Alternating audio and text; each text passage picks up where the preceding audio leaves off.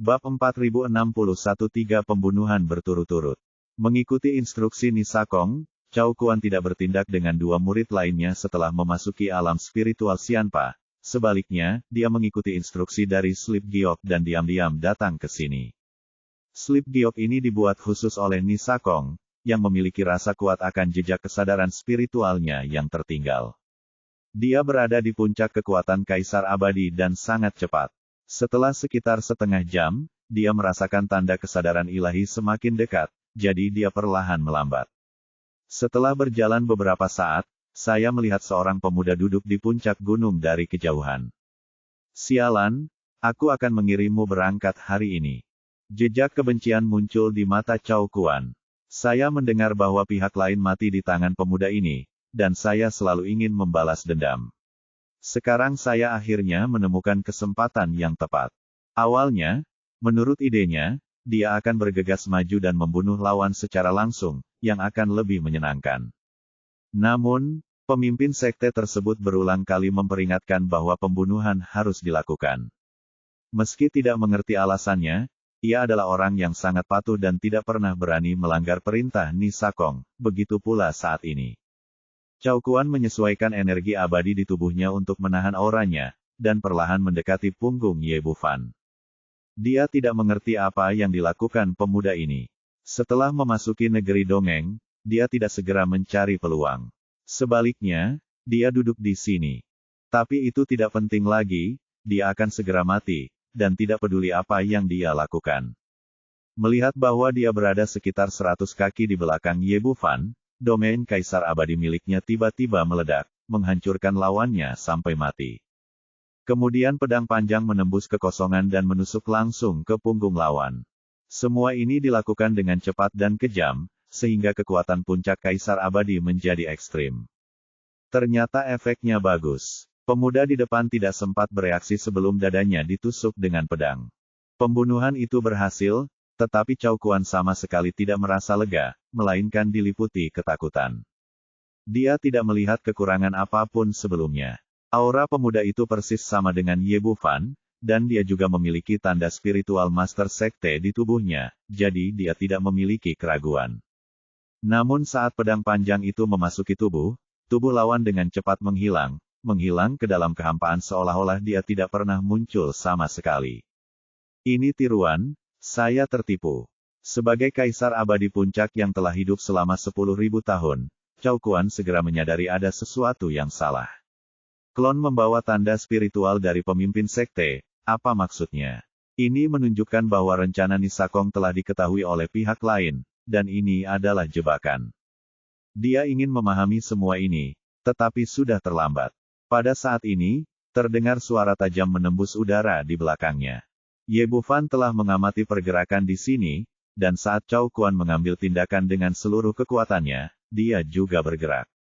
Karena pihak lain ingin membunuhnya, dia tidak harus berada di atas papan.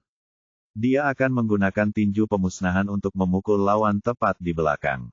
Sebagai orang yang kuat di tingkat puncak Kaisar Abadi, Cao Quan telah mengalami banyak pertempuran, besar dan kecil, dalam hidupnya, tetapi dia tidak terkejut. Energi abadi di dalam tubuh mengalir dengan liar, dan seluruh orang terpaksa bergerak sejauh 10 kaki untuk menghindari pukulan tersebut. Tapi yang mengejutkannya adalah sebelum dia bisa berdiri teguh, terdengar suara tajam lagi yang menembus udara di belakangnya. Tekanan yang luar biasa, bercampur dengan aura kehancuran, persis sama dengan pukulan di belakangnya tadi.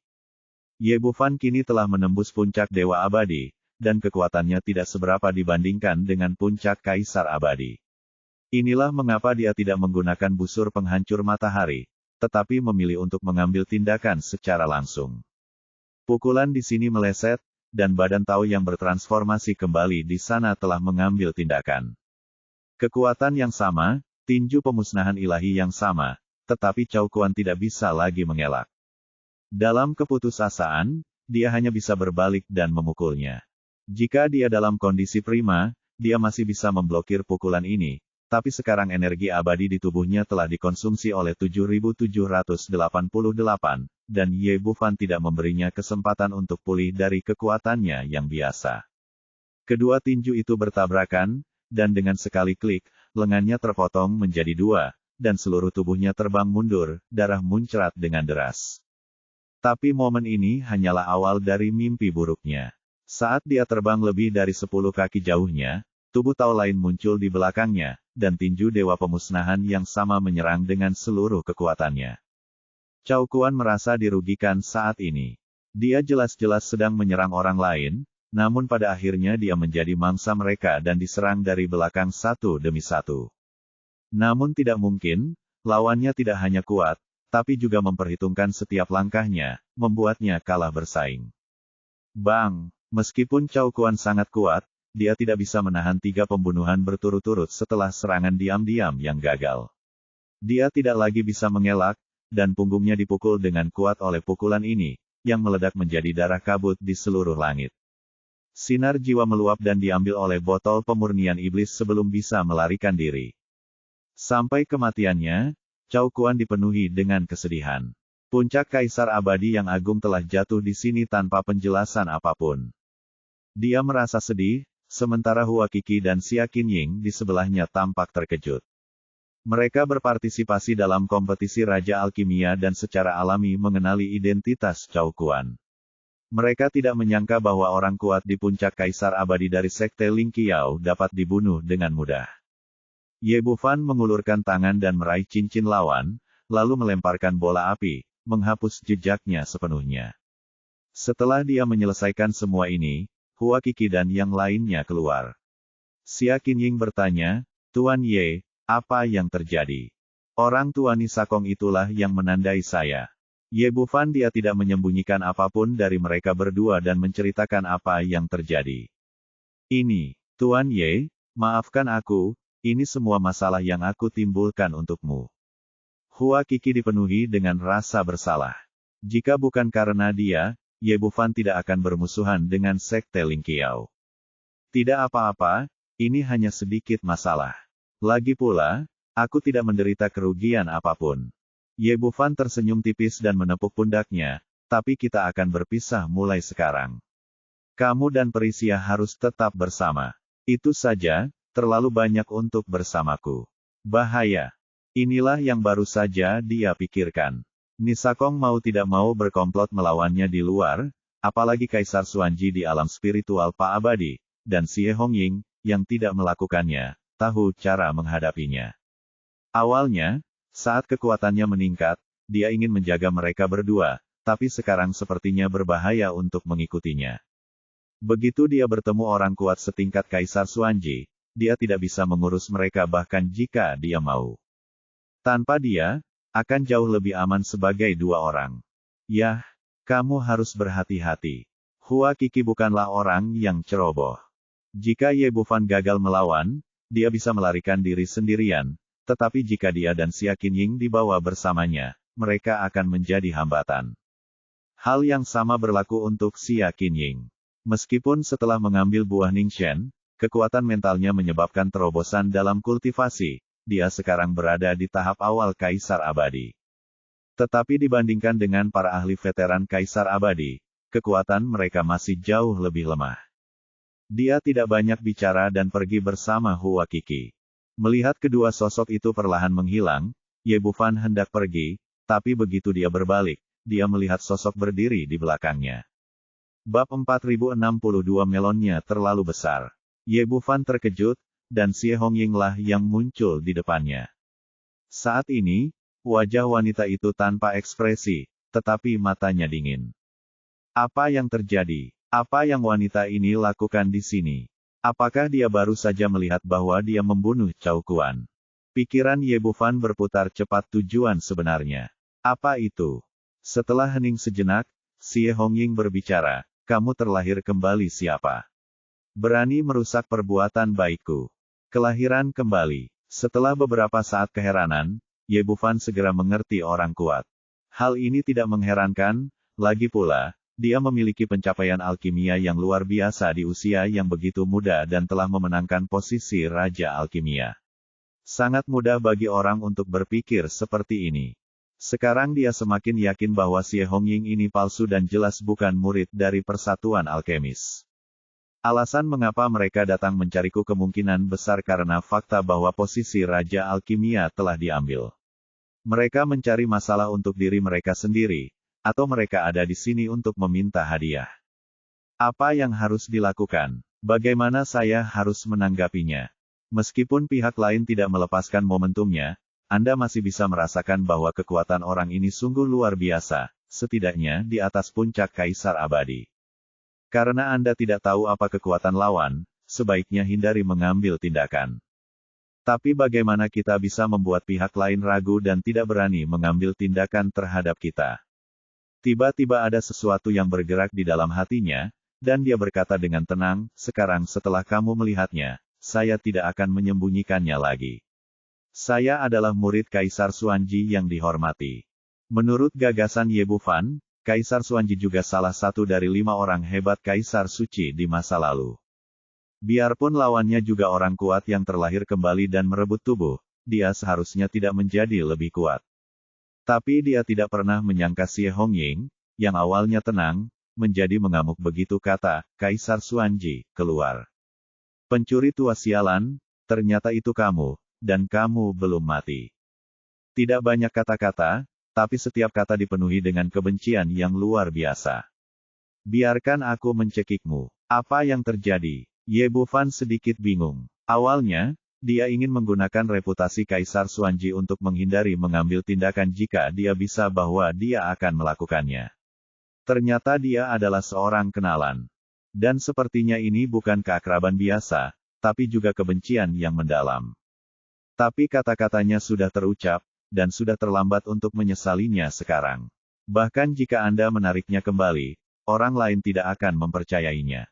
Tanpa pilihan selain gigit jari dan bertahan, energi abadi di tubuhnya bersirkulasi, siap beraksi kapan saja. Siapa kamu? Apakah aku mengenalmu? Kamu adalah pencuri tua yang tercela, tidak tahu malu, dan sangat tidak tahu berterima kasih. Apakah kamu tidak mengenali saya? Saya Yu Wenjuan. Kamu sangat tidak tahu berterima kasih. Dia sepertinya berpura-pura menjadi orang lain. Masalahnya agak besar, dan bahkan ada drama emosional. Siapa Yu Wenjuan? Bagaimana saya tahu bagaimana menjawabnya? Apa yang harus saya lakukan? Dia sekarang berharap dia bisa melewati Kaisar Xuanji dan memegangnya di depannya. Orang tua itu sebenarnya masih memiliki hutang romantis. Jika dia mengetahui hal ini, bahkan jika dia berbalik dan melarikan diri, dia tidak akan berpura-pura dipukuli kematian. Selain itu, wanita ini juga buta, dia jelas berpartisipasi dalam kompetisi dengan Kaisar Xuanji, tapi mengapa dia tidak mengenalinya? Tampaknya keduanya telah mengubah penampilan mereka, dan mereka menyembunyikannya dengan sangat baik, tetapi jika Anda menggunakan otak Anda dapat melihat bahwa ketika nama Muji dan Muji disatukan, mereka adalah yang terhebat dari Xuanji. Yu Wenjuan tersenyum dingin saat melihat reaksi Ye Bufan. Dalam benaknya, Kaisar Xuanji merasa bersalah dan bingung. Aku mengikutimu selama 3000 tahun, tapi kamu meninggalkanku demi wanita itu. Aku sangat marah saat itu, dan aku bersumpah untuk membalas dendam, membuatmu menyesal seumur hidup, dan membuatmu membayar harga dirimu, pengkhianatan. Wajah Yu Wenjuan penuh keganasan ketika dia mengatakan ini, dan kemudian dia tertawa terbahak-bahak. Aku menyiapkan hadiah besar untukmu, untuk membuatmu menyesal seumur hidupmu, tapi kamu mati mendadak. Ini membuatku sangat tidak bahagia dan tidak bahagia, tapi aku tidak menyangka langit punya mata dan memberiku kesempatan lagi untuk melakukannya, balas dendam. Aku bertemu denganmu. Ye Bufan berdiri di sana, tidak tahu harus berbuat apa untuk sesaat. Dengan tingkat kebencian yang ada di hadapan lawan, jika ingin melarikan diri, kemungkinan besar dia akan langsung diserang. Kita tunggu saja, mungkin nanti ada peluang lain. Jadi dia berdiri di sana, waspada dengan hati-hati, dan mendengarkan cerita lanjutan orang lain. Yu Wenjuan menatapnya dengan marah, matanya penuh dengan kegembiraan yang tidak normal. Xuanji, tahukah kamu? Setelah kamu mengkhianatiku, aku juga mengkhianatimu dan menaruh topi besar padamu. Dan aku tidak mencari orang lain, tapi musuh terbesarmu, Kaisar Iblis Sitian. Hahaha, aku tidak menyangka. Bagaimana perasaanmu setelah mendengar berita itu? Apakah kamu merasa tidak punya tempat untuk melampiaskan amarahmu? Tanda tanya. Kaisar sebenarnya tidak sengaja memakan melon sebesar itu. Dia tidak tahu siapa Yu Wenjuan atau apa yang terjadi tahun itu. Namun sekarang ada beberapa situasi yang dapat diklarifikasi. Wanita ini pernah menjadi pendamping Tao Kaisar Xuanji, dan dia memilih balas dendam karena pengkhianatan pihak lain. Cara membalasnya adalah dengan menipu seorang pria, dan pasangan yang dipilih adalah Kaisar Iblis Pemakan Surga. Brengsek, ini sangat berdarah. Saya tidak pernah menyangka orang kuat sebelumnya begitu gila. Kenapa kamu belum marah? Apakah kamu belum marah? Atau kamu mencoba mengendalikannya dengan seluruh kekuatanmu? Yu Wenjuan menatap ekspresi aneh Ye Bufan, berpikir bahwa dia sedang menekan kemarahan di dalam hatinya, dan tertawa semakin gila dan bahagia. Jangan khawatir.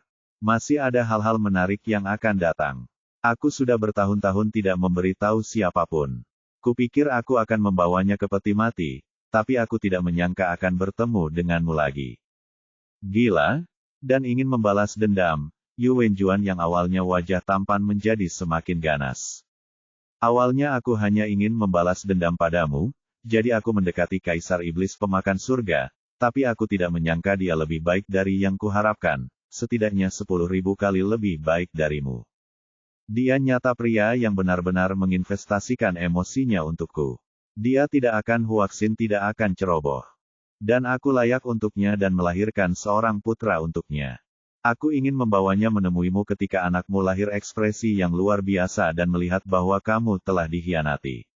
Hasilnya adalah kamu tidak bisa menunggu sampai hari itu. Yu Wenjuan berkata pada dirinya sendiri, tetapi ini membuatku sangat tidak bahagia dan menghalangiku untuk sepenuhnya melampiaskan kebencian di hatiku. Nanti, saya memikirkan cara untuk menghadapinya. Semua harta yang Anda dapatkan dari saya akan diserahkan kepada saya dan putra Kaisar Iblis Pemakan Surga, termasuk busur penghancur matahari, harta karun spiritual chaos, pedang luar angkasa, dan pedang luar angkasa, telur yang paling kamu sayangi. Singkatnya, aku akan memberimu semua yang paling kamu sayangi. Titik. Mata Ye Bufan tiba-tiba melebar, mulutnya terbuka lebar, dan dia tidak bisa kembali bersama untuk waktu yang lama. Istri Kaisar Xuanji mengkhianatinya. Pihak lainnya adalah Kaisar Iblis Pemakan Surga, dan dia sepertinya mengenal anak itu setelah dia lahir. Dengan busur penghancur matahari, pedang luar angkasa, dan telur, jawabannya sudah siap keluar. Bab 4063 Identitas Donghua. Raja Abadi Donghua. Ye Bufan sudah menduga bahwa anak tidak sah Yu Wenjuan dan Kaisar Iblis Pembunuh Langit adalah Raja Abadi Donghua Duan Muyuncong. Dia sangat akrab dengan Raja Abadi Donghua, dan dia tidak merasa ada yang salah saat pertama kali tiba di wilayah surga bawah. Tetapi ketika saya tiba di domain Sangtian dan domain Zongtian, saya merasa ada sesuatu yang tidak beres. Bagaimanapun, hal-hal seperti harta karun spiritual chaos sangat langka bahkan di 5 sekte besar. Bagaimana mungkin Raja Abadi dari alam langit bawah memiliki busur penghancur matahari? Bagaimana bisa ada pisau luar angkasa? Bagaimana mungkin bisa mendapatkan harta karun seperti si kecil? Kini misterinya terpecahkan, ternyata semua itu diberikan oleh Yu Wenjuan. Namun pada akhirnya, pertanyaan baru muncul lagi. Karena ada ibu yang luar biasa seperti Yu Wenjuan, mengapa Duan Muyuncong bersedia tinggal di alam surga bawah dan menjadi Raja Abadi saja? Memikirkan hal ini, dia menggelengkan kepalanya, apakah kamu berbohong padaku? Aku sudah lama berada di alam surga dan aku belum pernah melihat busur penghancur matahari atau pedang luar angkasa. Kamu mengarang semua ini, kan? Hanya untuk membuatmu marah. Sebenarnya, kamu tidak menemukan pencuri bernama Sitian itu, dan kamu tidak memiliki seorang putra, kan? Bagaimana mengatasi keraguan di hatinya? Benar saja, setelah dia selesai berbicara, Yu Wenjuan tiba-tiba menjadi sangat marah. Omong kosong, semua yang kukatakan itu benar. Kaisar Iblis memiliki banyak musuh saat itu, jadi tentu saja dia tidak bisa membiarkan siapapun tahu bahwa putranya masih hidup, jika tidak, itu sama saja dengan menyakitinya. Jadi pada awalnya, dia bersembunyi di memasuki domain Songtian dan menerima murid magang untuk menjadi hambanya, jagalah dia dengan baik. Tuan Abadi berambut putih. Ye Bufan langsung menebak siapa pelayan itu, Tuan Abadi berambut putih yang sama yang dia bunuh saat pertama kali tiba di domain Songtian. Pantas saja ia rela mengorbankan nyawanya demi Raja Abadi Donghua. Ternyata semua ini diatur oleh seseorang. Yu Wenjuan melanjutkan, tetapi kemudian saya masih merasa tidak aman, jadi saya mengirimnya ke alam surga bawah. Tidak ada yang menyangka bahwa putra Kaisar Iblis dan saya akan tinggal di alam surga bawah dengan jujur, di tingkat rendah itu, pesawat. Dan dengan kekuatannya, dia adalah raja di dunia bawah, dan tidak ada yang bisa mengancam keselamatannya. Mulut Ye Bufan bergerak-gerak, rencana Yu Wenjuan untuk putranya dianggap bijaksana. Sayang sekali dia muncul. Sekarang Raja Abadi Donghua telah hancur total. Tampaknya pihak lain belum mengetahui beritanya.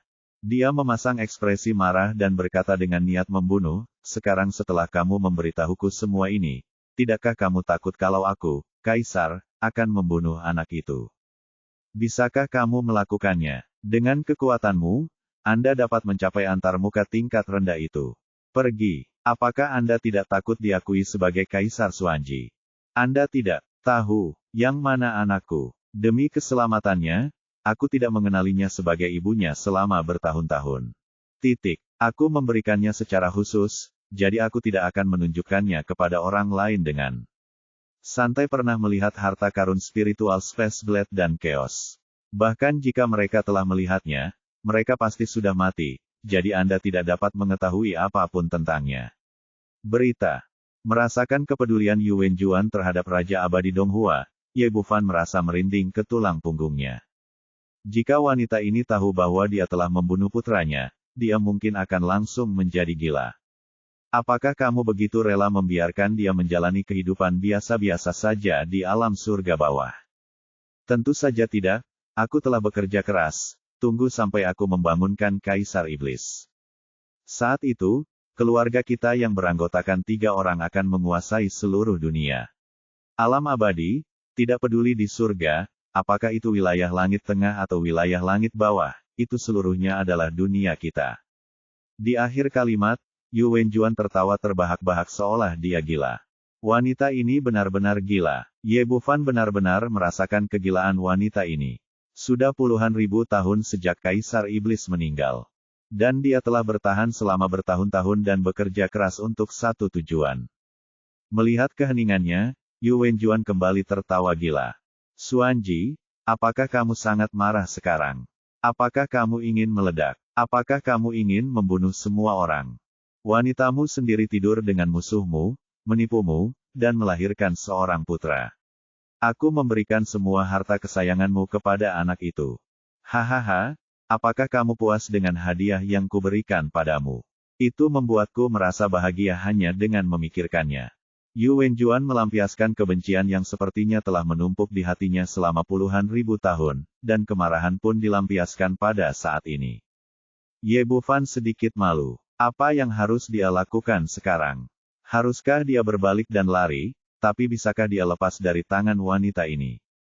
Namun jika Anda tidak melarikan diri dan pihak lain telah selesai berbicara, apa yang akan Anda lakukan selanjutnya?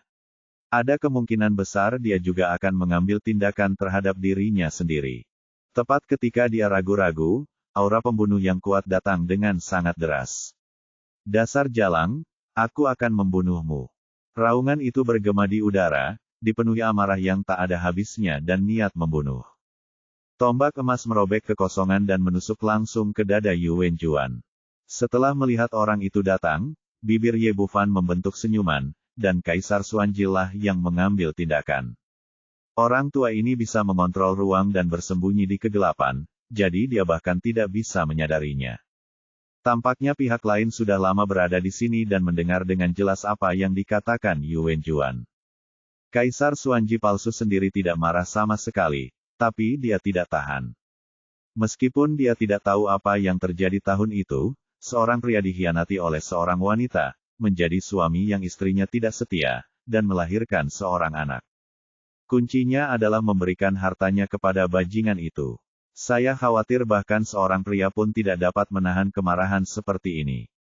Karena itu, tidak peduli seberapa dalam rencana Kaisar Xuanji, dia tidak dapat menekan niat membunuh di dalam hatinya saat ini.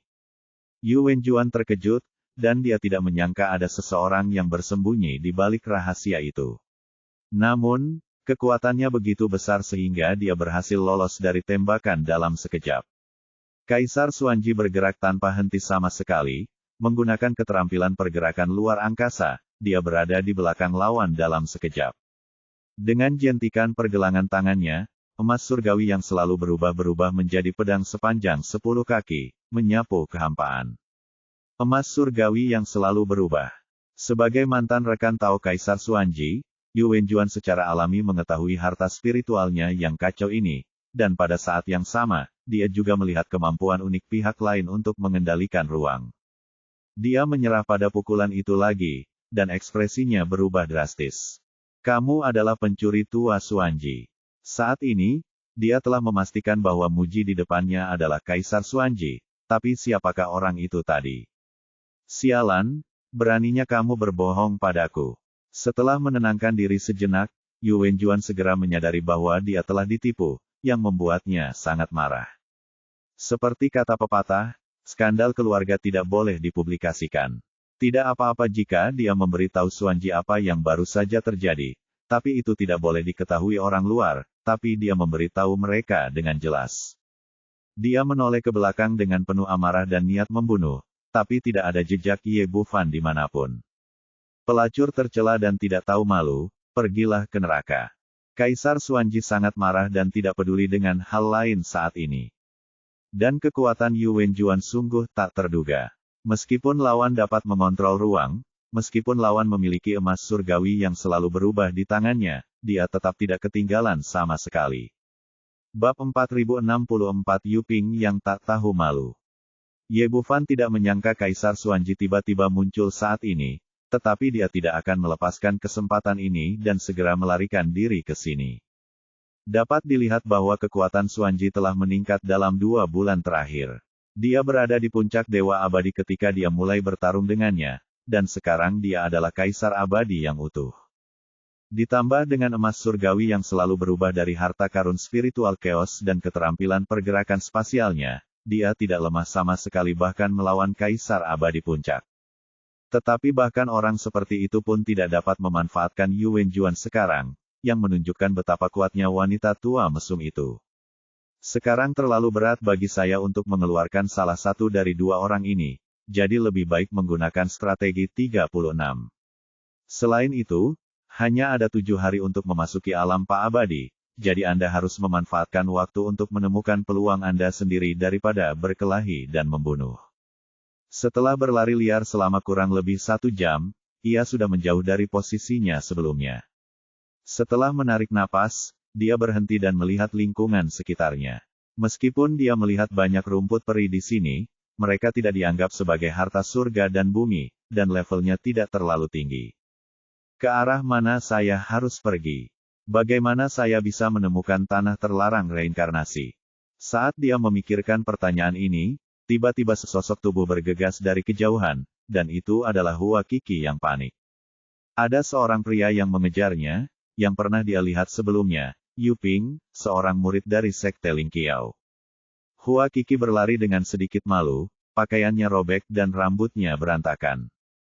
Meskipun dia berlari dengan seluruh kekuatannya, dia hanyalah Kaisar Abadi tahap akhir, dan dia masih jauh di belakang Yu Ping di puncak Kaisar Abadi. Gadis kecil, mari kita lihat kemana kamu berlari. Yu Ping berteriak, kecepatannya tiba-tiba melonjak, dan tangan besar dari esensi abadi menangkapnya dari udara. Hua Qi mencoba yang terbaik untuk melarikan diri, tetapi perbedaan kekuatannya terlalu besar, jadi dia hanya bisa menutup matanya tanpa daya. Senyuman kejam muncul di sudut mulut Yu Ping, dan pada saat ini, cahaya hitam tiba-tiba menembus kehampaan dan membelah tangan abadinya menjadi 2. Lalu tanpa henti, pukulan itu langsung mengenai wajahnya. Ekspresi Yu Ping sedikit berubah. Dilihat dari serangan ini, kekuatan lawan tidak lebih lemah dari miliknya. Dia dengan cepat membalik pergelangan tangannya, dan kapak besar muncul di telapak tangannya, dan diam-diam menyerang bulan gelap. Qiyang, dengan suara keras emas dan besi, dia mundur selusin langkah, dan bulan gelap juga terguncang dan terbang kembali. Ye Bufan memukul mundur Yuping dengan satu pukulan dan mengulurkan tangan untuk mengambil Hua Qi yang tersandung ke dalam pelukannya. Bagaimana kabarmu? Apakah kamu baik-baik saja? Hua Qi menatap pria itu, dan tubuhnya yang tegang akhirnya menjadi rileks. Tuan Ye, aku baik-baik saja. Akan pergi dan menangani orang ini. Petik 2. Ye Bufan telah membunuh seorang Cao Kuan, dan dia tidak merasakan tekanan saat menghadapi orang-orang dari Sekte Ling Qiao, dan melangkah maju. Yuping sedikit terkejut saat melihat Ye Bufan lah yang mengambil tindakan. Sebagai anggota inti dari Sekte Ling Qiao, dia tahu apa yang dilakukan kakak laki-lakinya Cao Kuan, tetapi dia tidak menyangka bahwa dia masih hidup dan sehat. Pukulan paling kritis barusan adalah kekuatan puncak Kaisar Abadi. Mungkinkah anak ini menyembunyikan budidayanya? Tetapi bahkan Kaisar Abadi puncak sejati seharusnya tidak mampu menolak pembunuhan Cao Kuan. Mungkinkah terjadi kecelakaan? Ye Bufan tidak memiliki sikap yang baik terhadapnya, dan berkata dengan dingin, jika kamu ingin hidup, keluar dari sini. Nak, aku akan mengirimmu ke jalanmu. Niat membunuh muncul di mata Yuping, dan kapak di tangannya jatuh dari udara. Pada saat yang sama, wilayah Kaisar Abadi meletus, dan suhu dalam radius 100 kaki tiba-tiba meningkat, seolah-olah berada di lautan api. Dia adalah Kaisar Abadi dengan atribut api. Wilayah kekuasaannya meledak. Kekuatan Ye Bufan saat ini sebanding dengan puncak Kaisar Abadi, dan pada saat yang sama dia memiliki tubuh fisik di alam emas abadi, sehingga alam tersebut memiliki pengaruh yang kecil padanya. Seluruh orang itu naik ke udara, dan tinju pemusnahan ilahi meledak. Kekuatan guntur yang dahsyat bercampur dengan aura kehancuran menghantam kapak raksasa itu dengan keras. Berjuang keras dengan tinju dan kapak, Yuping tidak mengambil keuntungan apapun, dia merasakan kekuatan guntur yang luar biasa membuat lengannya mati rasa.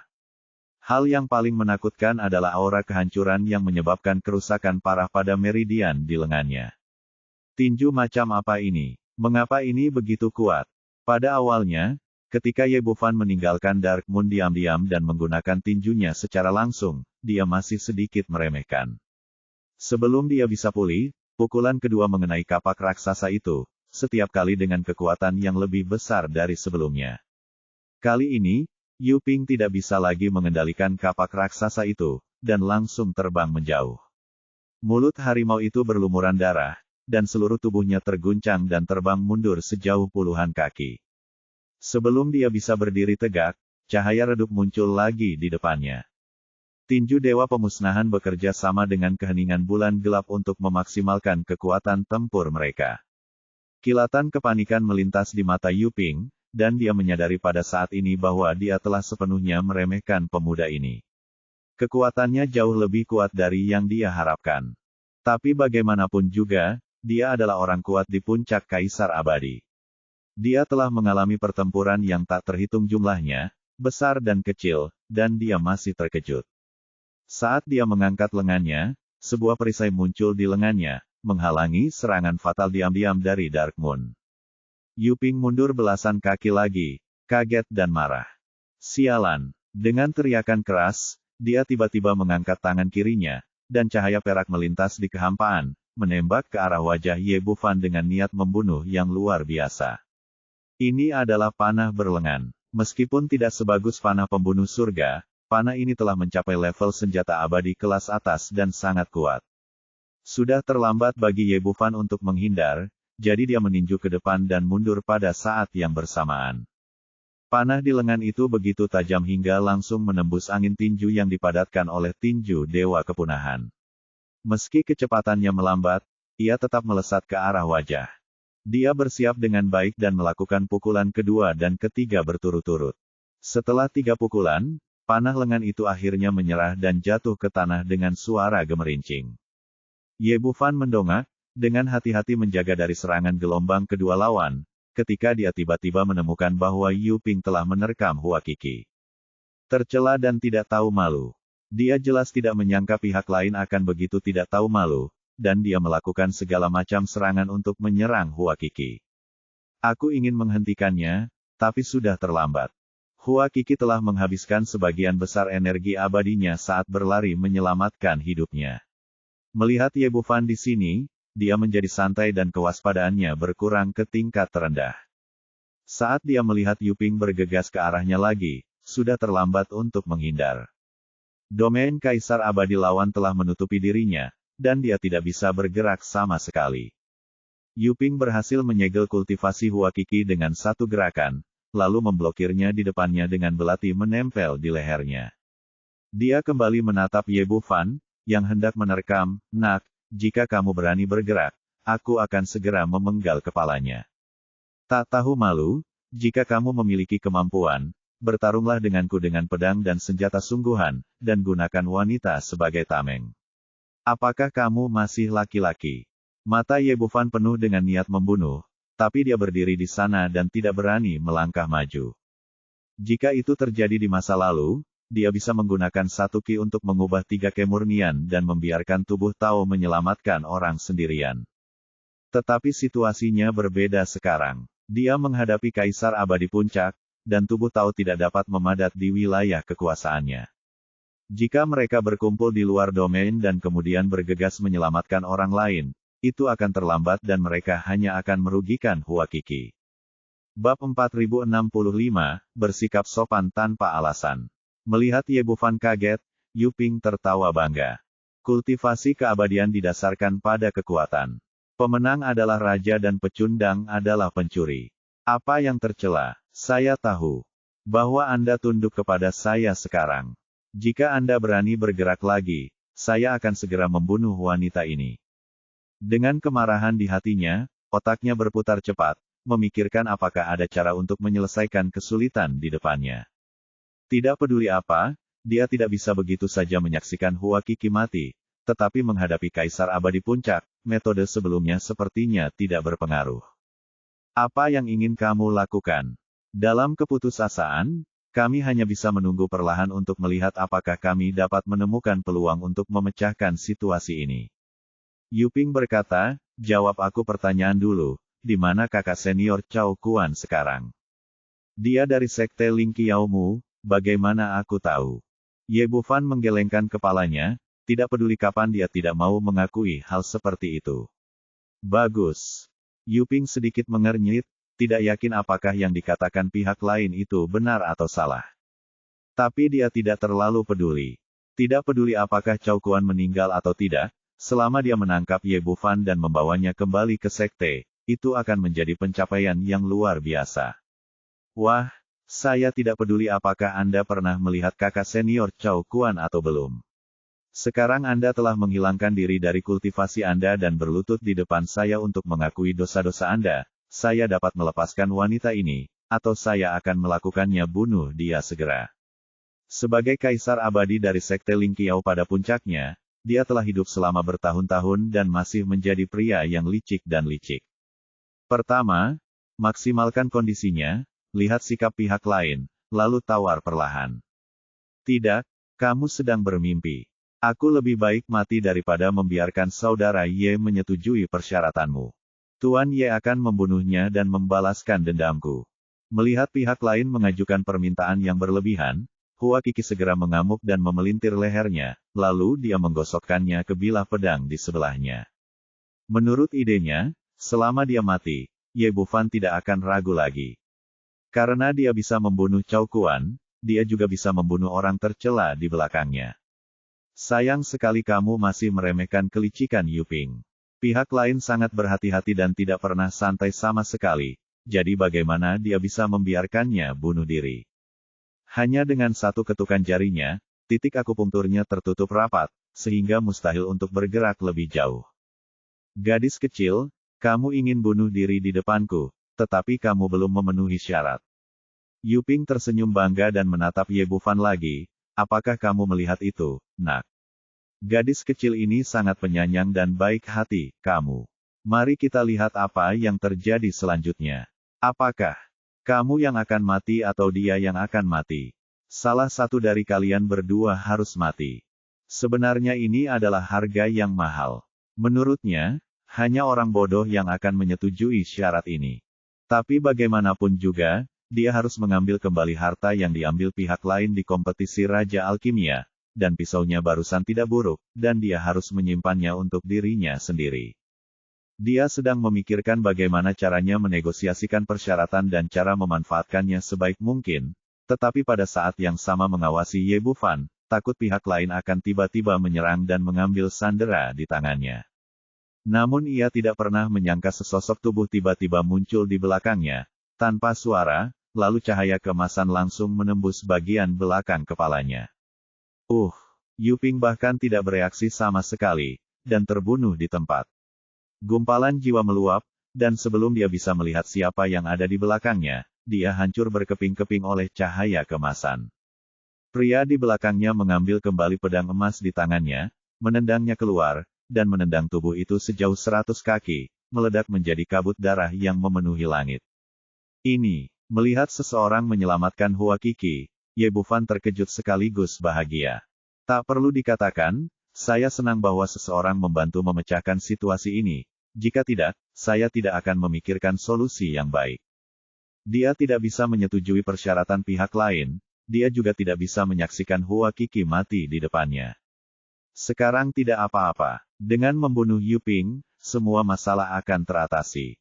Tetapi di saat yang sama, dia juga sangat terkejut, karena yang membantu tidak lain adalah Kaisar Xuanji.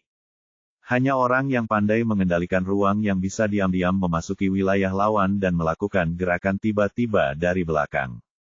Setelah terkejut, Ye Bufan merasa sedikit lebih serius di dalam hatinya. Metode orang tua ini begitu misterius sehingga dia harus lebih berhati-hati di masa depan. Kaisar Xuanji membunuh Yuping, melambaikan tangannya, dan energi yang kuat menyapu Hua Qi dan jatuh ke tangan Ye Bufan. Bagaimana kabarmu? Apakah kamu puas dengan hadiah yang kuberikan padamu? Setelah menyelamatkan Hua Qi, Ye Bufan merasa jauh lebih tenang.